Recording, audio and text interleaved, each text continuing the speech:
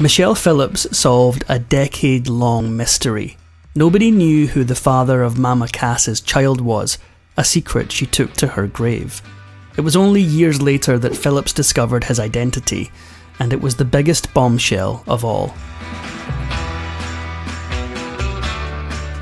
As a member of the tumultuous 1960s folk group the Mamas and the Papas, Michelle Phillips was involved in some of the biggest feuds and breakdowns in rock history. In fact, despite her angelic face, she was at the very centre of the drama. Michelle Phillips hasn't lived an ordinary life, and it all began when she was still just a child. At the age of 5, her mother suffered a fatal brain aneurysm, and afterward her father raised Michelle and her sister in a bohemian lifestyle. By Michelle's own account, her father Gil was an extremely positive presence in her life, teaching her discipline and care. However, throughout her childhood she watched as her father took woman after woman to his bedroom with almost compulsive frequency. This would end up having a profound effect on her, but not before she witnessed something even worse. When she was 13 years old, Michelle met Tamar Hodel, a much older Hollywood socialite whose father, Dr. George Hodel, was and remains the prime suspect in the infamous Black Dahlia murder. Despite this ignominious lineage and Tamar's own troubled life, Michelle admitted, "I took one look and said, 'New best friend.'" Soon, Tamar had the 8th grade Michelle supplied with a fake ID and a steady stream of uppers, and the pair waltzed around Hollywood, listening to all the music they could get their hands on. In 1961, when Michelle wasn't even 17, the two women moved to San Francisco and began the chapter that would change Michelle's life. Not long after arriving in San Francisco, Michelle encountered John Phillips, the leader of the buzzy folk band, the Journeymen. From the first moment she saw him, Michelle was already head over heels. The first snag Michelle hit in her quest for John was almost immediate. 25-year-old John not only had a wife, society ballerina Susan Adams, but also 2 children. Michelle had grown up in a permissive household, and even from her still tender age, she was very comfortable with her powers of attraction. So when she inevitably caught John's attention, she was uninterested in sneaking around. The bold teenager knocked on his wife Susan's door one afternoon and announced, "I'm in love with your husband." Michelle was nowhere near John's first affair, and Susan, battle-hardened and weary, only calmly invited her in, then told her that her husband had a girl in practically every port, and that willowy, flowered child Michelle was just the latest. John Phillips may have been a Lothario, but he fell just as hard for Michelle as she fell for him. He later wrote that it was as if she stepped out of a dream and into his life. The Casanova was cuffed. By 1962, John and Susan were divorced, and he and Michelle had moved to New York and gotten married. John Phillips was incredibly musically talented, but he was also, as one of his circle put it, akin to a charismatic snake oil salesman. Inconstant and opportunistic, he'd already chased trends like doo-wop and ballads to try to conquer the popular musical landscape. He was also extremely possessive, and insisted that Michelle stay in supervised dorms when he was away on tour. Michelle, sporting that angelic face, had won a teen modelling contract, but John had other ideas. To keep her in his sights, he insisted she turn the contract down, take singing lessons, and join his band. John always had his finger on the pulse, and quickly decided their folk band needed a rock angle to stay in the zeitgeist. However, he also drew from his ballad years when he wrote songs, which he frequently came up with on substance-addled walks around the city. One such night, he formed the lyrics, "All the leaves are brown and the sky is grey. I've been for a walk on a winter's day." Later that day, Michelle got a rude awakening as John shook her out of bed and begged her to help him finish the song. Thus, California Dreamin' was born, one of the most iconic songs of the 1960s. The iconic band came hot on its heels. Around this time, John met Denny Doherty, a tenor who looked like a fragile lute player. Then came the inimitable singer Cass Elliot. Together, the foursome became the Mamas and the Papas. But before they even got together, the cracks were starting to show. Unsurprisingly, John Phillips' obsession with controlling Michelle didn't let up as their marriage went on. But Michelle's reaction stunned him. Instead of submitting to his whims, Michelle began to rebel. During her tug-of-war with John, Michelle happened to meet her sister's new boyfriend, Russ Titleman. Despite their respective partners, the pair fell fast in love and started a full-blown affair. It was Michelle who two-timed the philandering John, not the other way around. Her husband didn't take this role reversal sitting down. He was so incensed he called Michelle's new beau and threatened, a different kind of guy would be waiting outside your door with a shotgun. This despite John's own numerous forays into infidelity. But the warning worked, and Titleman reluctantly broke up with Michelle. John was shocked to find that Michelle had zero remorse about her affair. After all, she'd grown up watching her own father with countless women, and she had no shame about her sexuality. In frustration, John wrote "Go Where You Wanna Go" about Michelle. The trouble was, it wasn't just John and Michelle anymore. They had a band to keep together, and that band was about to explode. In 1965, the Mamas and the Papas released California Dreamin' as a single, to instant, rabid success. Soon they were playing The Ed Sullivan Show, partying late into the night, and fighting like cats and dogs. Michelle's affair had caused enough trouble in the Phillips household, but her next choice of lover threatened the very future of her band. After long rehearsals full of mutual magnetism, Michelle finally struck up an affair with her other male bandmate, Denny Doherty. At first, John's reaction seemed to be his usual. He wrote a song, "I Saw Her Again," about his heartbreak. This time though, it didn't end there. Around this time, John and Michelle decided it was best to live apart, and John decided it was also best to get a new girlfriend, socialite Anne Marshall.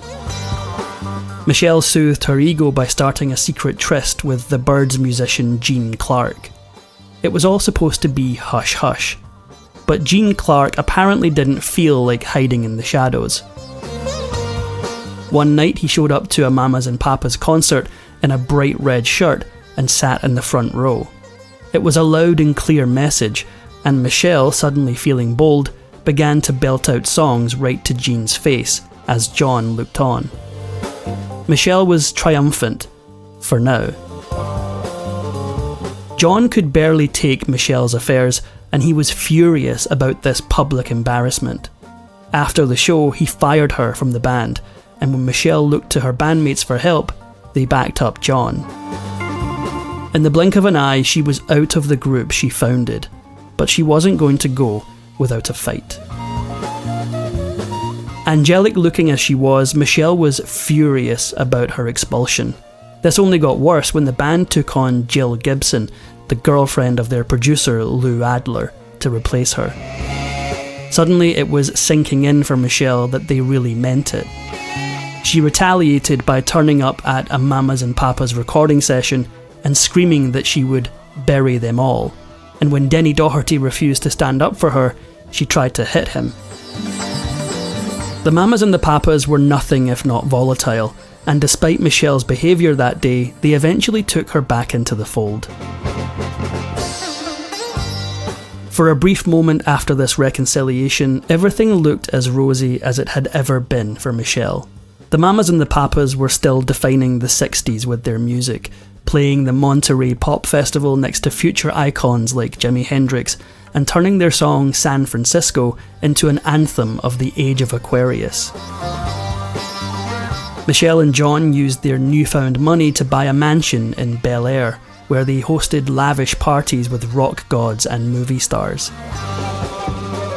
Besides that, Michelle also discovered she was pregnant with what would be the couple's only child, daughter China Phillips. Yet, new house and new baby aside, this domestic bliss had a deep darkness.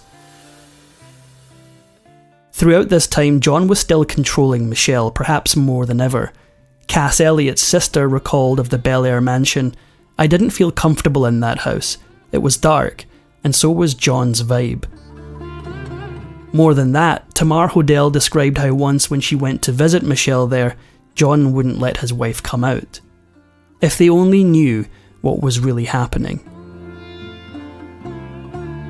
To this day, Michelle remains tight-lipped about everything that was going on in that house, both before and after she gave birth to her daughter. The details she did reveal are chilling. Although there was apparently just one incident of John physically attacking Michelle, she admitted that it led to her being hospitalised. It was eventually all too much for her to take. By 1968, Michelle and John's daughter China was just a newborn, but the horror story of her life at home was only getting worse.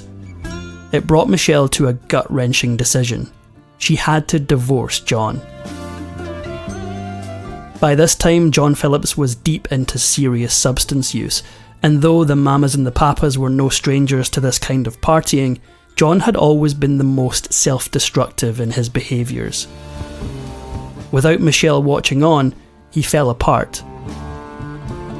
Though he quickly rebounded with a new girlfriend, actress Genevieve Waite, the pair spent most of their early time trying to snag the intense drugstore narcotic Dilaudid. Apparently, the father of Michelle's child was so out of control that no less than rocker Keith Richards once asked him to leave his party. But Michelle was having troubles of her own. The same year John and Michelle divorced, the fate of the Mamas and the Papas was also all but sealed. With Cass Elliot wanting to pursue a solo career and new trends leaving the group in the dust, the band petered out before officially getting released from their record contract in 1969. John and Michelle were no more, and so was their band. After the end of her music career and her marriage, Michelle rebounded with actors and acting. She briefly dated an up-and-coming Jack Nicholson as she auditioned for various roles. Soon enough, she nabbed the female lead in The Last Movie, which was counter-cultural hero Dennis Hopper's follow-up to the iconic Easy Rider. When Michelle signed on, she must have been aware of Hopper's notorious reputation for very hard partying and erratic behaviour. The trouble was, she didn't see these as warning signs, she saw them as lures. For Michelle, used to John Phillips' own brand of volatile rock god, Dennis Hopper was catnip. The production of The Last Movie in Peru was infamously rowdy and substance-addled, and once more Hopper was at the centre of the chaos. Michelle, meanwhile, fell madly in love with the director-actor, mostly out of, as she puts it, a Florence Nightingale instinct to save him. But in trying to save him, she nearly doomed herself. Shortly after meeting Hopper, Michelle made a bad decision. The pair felt that marrying was the best way to declare their love, and they tied the knot right after production on The Last Movie wrapped in late 1970. Those present at the Bohemian wedding described candles stuck in paper bags as decoration, and the fact that Hopper bizarrely read the whole wedding ceremony himself from the Gospel of St. Thomas. Then again, it was the morning after that really told the grim tale. Hopper was unsurprisingly extremely not sober on the day of their nuptials, and according to one report, the actor had been so out of it that when he woke up the next day in his bed, he didn't recognise his bride. A A friend also reported that the groom, who was an avid gunman, scared both Michelle and her daughter by shooting guns inside the house shortly after the wedding. According to another report from a friend, Hopper, again likely on something, tried to handcuff and restrain Michelle during this time because he claimed she was a witch. She knew she had to get out, but it took a push to do it. Make sure everybody knows about it. In the end, for all the interminable torment she faced with him, Michelle's marriage to Hopper lasted only 8 days. It was Michelle's father who struck the final blow. She described how her father dragged her into his attorney's office and said, "Men like that never change. File for divorce now." She listened, and her love life was never quite the same. After surviving both John and Hopper, Michelle would never again submit herself to a man like them. In fact, she emerged out of these unions as the aloof it girl on the Hollywood scene. She rekindled a romance with Jack Nicholson for a year, then left him and quickly struck up a relationship with the infamous rake Warren Beatty. Even so, a dark cloud was about to come into Michelle's footloose and fanciful world. Michelle always maintained a relationship with her old bandmate Cass Elliot. The pair shared almost everything, and often set up their respective young children as playmates, with Michelle's daughter China being just a year younger than Cass's own daughter, Owen. But there was one thing missing. No one, not even Michelle, knew who Owen's father was. In the summer of 1974, as they were lying by a pool together, she mustered up the courage to ask Cass about the girl's paternity, even though Elliot had kept tight-lipped for years.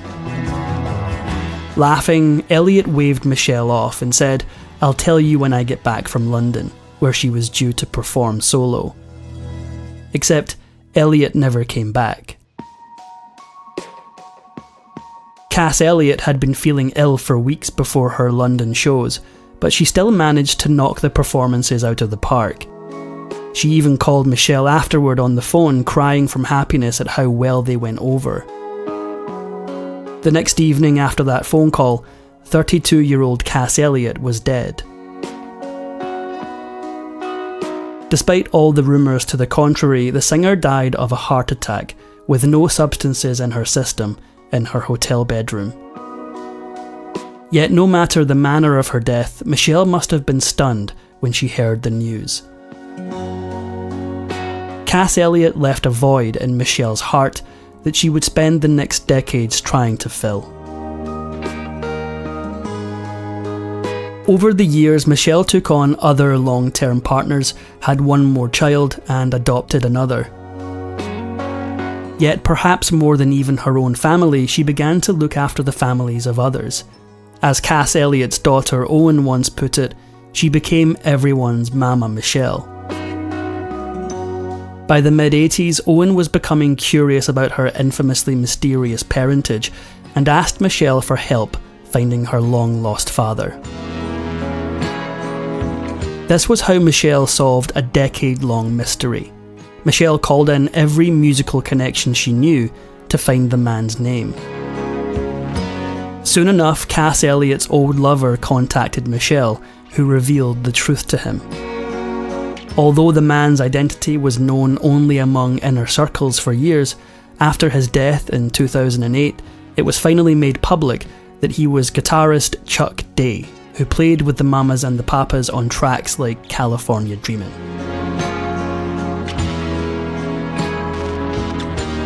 Throughout her long career in entertainment, Michelle Phillips continues to excel in various mediums. For years, she picked up various singing performances, and even had a much-loved run on the popular late 80s show Knots Landing, as scheming mother Ann Matheson Sumner. As of 2024, Phillips is 80 years old and showing little sign of slowing